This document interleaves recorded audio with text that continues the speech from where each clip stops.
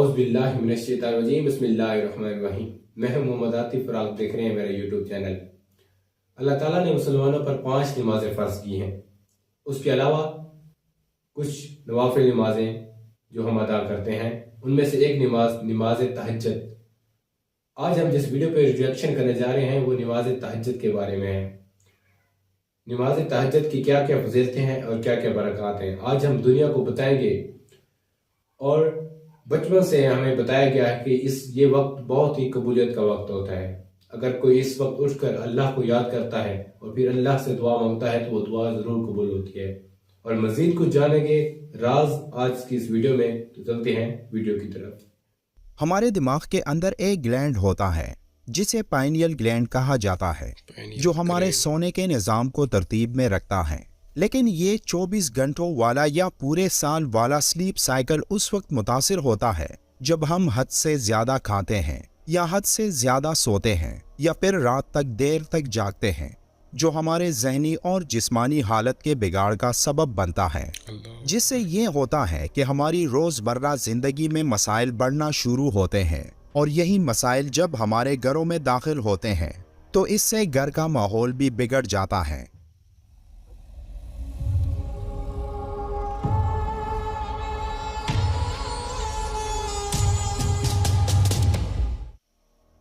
सूरह मुज़म्मिल की आयत नंबर 7 में अल्लाह का इरशाद है, दिन के वक्त तो तुम्हें और भी बहुत से शुगल होते हैं। जब हम रात में आराम करते हैं तो यही आराम हमें दिन के वक्त अपने काम को मुकम्मल करने में मदद देता है। जब दिन की रोशनी गायब हो जाती है तो हमारे दिमाग में मौजूद पाइनियल ग्लैंड में एक हार्मोन जिसे मेलाटोनिन कहा जाता है, इसकी पैदावार में इजाफा होता है, जो हमें नींद जैसी नेमत को पूरा करने में मदद करता है। साइंस के मुताबिक रात को 1 घंटे की नींद जिस्म में मौजूद थकावट को दूर कर देती है, और मुसलसल 3 घंटे की नींद एक सेहतमंद इंसान के लिए काफ़ी होती है। और नींद का ये बैलेंस कई अहादीस में भी बयान फरमाया गया है कि इशा की नमाज के बाद सो जाया करो। जो लोग इशा की नमाज के बाद सोते हैं वो ये 3-4 घंटे नींद पूरी करके पूरे दिन के लिए खुद को रिचार्ज कर लेते हैं। लेकिन सवाल ये है कि रात के बाकी हिस्से में जागकर कोई क्या करे, तो इसका जवाब सूरह मुज़म्मिल की आयत नंबर 2, 3 और 4 में अल्लाह ने यूँ फरमाया है, रात को नमाज में कड़े रहा करो मगर कम, आधी रात या इससे कुछ कम कर लो या इससे कुछ ज्यादा बढ़ा दो, और कुरान को खूब ठहर ठहर कर पढ़ो। फिर इसी सूरत की छठी आयत में जिक्र है, दर हकीकत रात का उठना नफ्स पर काबू पाने के लिए बहुत कारगर और कुरान ठीक पढ़ने के लिए ज्यादा मौजू है। इस आयत में रात के जिस पहर का जिक्र है तो उस वक्त रात गहरी होती है और नींद का गलबा ज्यादा होता है, और यही वो वक्त होता है जो पूरे 24 घंटों में एक इंसान के लिए सबसे ज्यादा फायदेमंद होता है।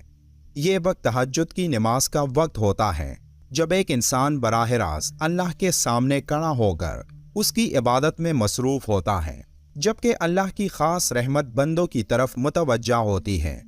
हदीस में फ़र्ज नमाज के बाद सबसे अफजल इसी नमाज को करार दिया गया है, और आप सल्लल्लाहु अलैहि वसल्लम का इरशाद है, तुम रात की नमाज को अपने लिए लाजिम कर लो, क्योंकि वो तुमसे पहले के नेकूकार लोगों का तरीका रहा है और अल्लाह से नज़दीकी का जरिया है, गुनाहों को मिटाने और बुराइयों से रोकने वाली है।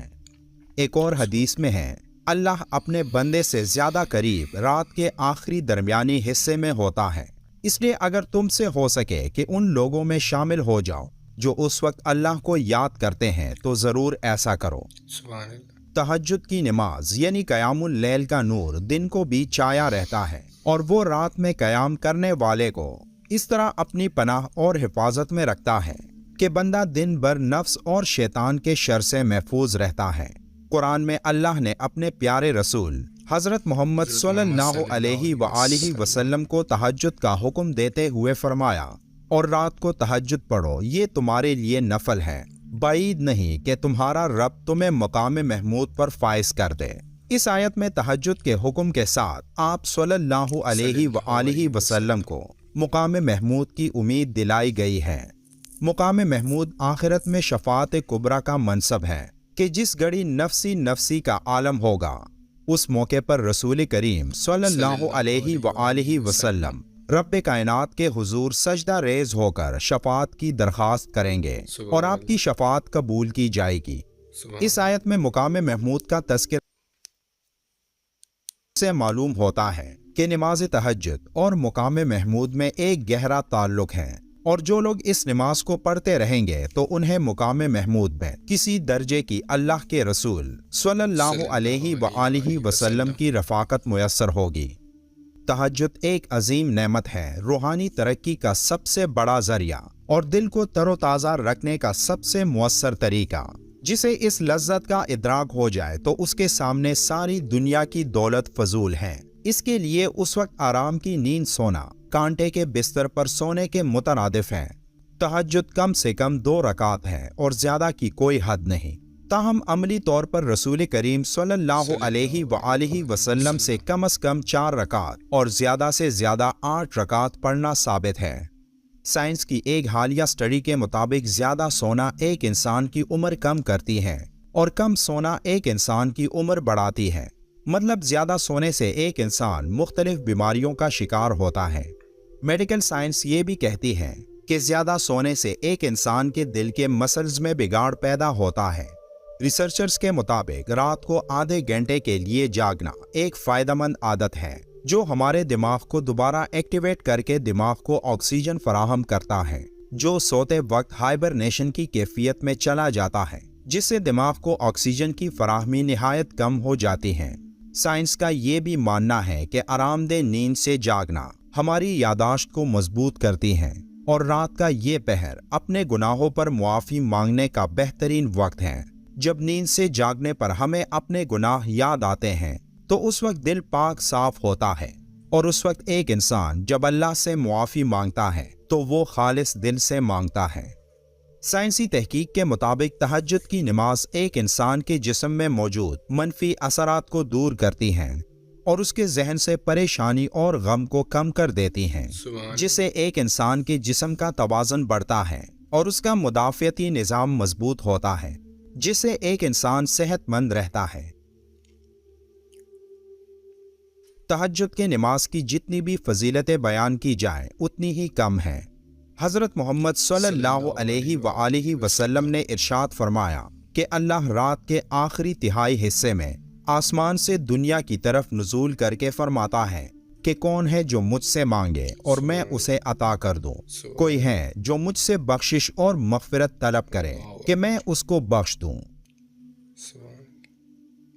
तो जो शख्स उस वक्त नमाज अदा करता है और उस नमाज को अदा करने के बाद जो भी दुआ मांगता है वो अल्लाह पाक ज़रूर कबूल फरमाते हैं, क्योंकि अल्लाह की नज़रों में ये इंसान बहुत ही महबूब बन जाता है, क्योंकि वो फ़र्ज़ नमाजों के अलावा भी एक ऐसी नमाज पढ़ रहा है जिसको पढ़ना बहुत ही मुश्किल काम है। अल्लाह हम सबको भी क़यामुल लैल की दौलत अता फरमाए और हमारी इनफरादी और इज्तिमाई मुश्किलात को आसान फरमाए। आमीन। वीडियो के आखिर में एक बार दुरूद शरीफ पढ़ना मत भूलिएगा। मिलते हैं एक और वीडियो में, तब माशाअल्लाह, बहुत ही इंफॉर्मेटिव वीडियो जिससे हमें बहुत कुछ सीखने को मिला और बहुत ही पोशीदा राज जो हम नहीं जानते थे वो हमें जानने को मिले। यहाँ पर मैं आपको एक आइडिया देना चाहूँगा कि रात के 3 बजे हैं, हम कैसे उठेंगे? क्या हम अलार्म लगाएंगे कि जब वो अलार्म बजे और हमारी आँख खुले और हम उठे? नहीं, बिल्कुल नहीं।